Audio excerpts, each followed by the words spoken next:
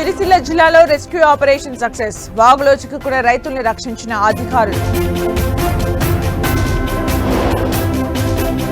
కాసేపట్లో CM Revanth aerial survey, వరద ప్రభావిత ప్రాంతాల పరిశీలన.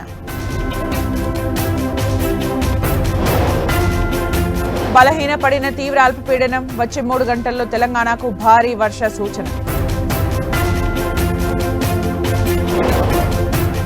తెలంగాణలో భారీ వర్షాలతో 36 రైళ్లు రద్దు, 25 రైళ్లు దారి మళ్లింపు, మరో 14 పాక్షికంగా రద్దు. ప్రకాశం బ్యారేజ్కి వరదపోటు, మొదటి ప్రమాద హెచ్చరిక జారీ.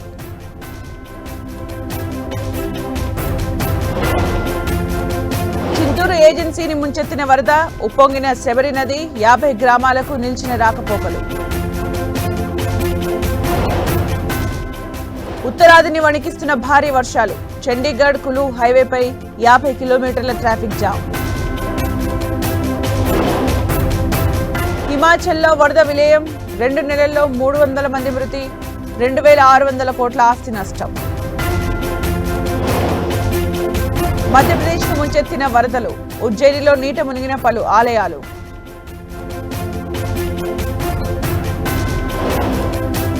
మహారాష్ట్ర భవన ప్రమాదంలో 17కు చేరిన మృతులు, కొనసాగుతున్న రెస్క్యూ ఆపరేషన్. ఓట్ల చోరీపై మరిన్ని ఆధారాలు బయటపెడతాం, బీజేపీ ఈసీ కుట్రలపై పోరాడతామన్న రాహుల్.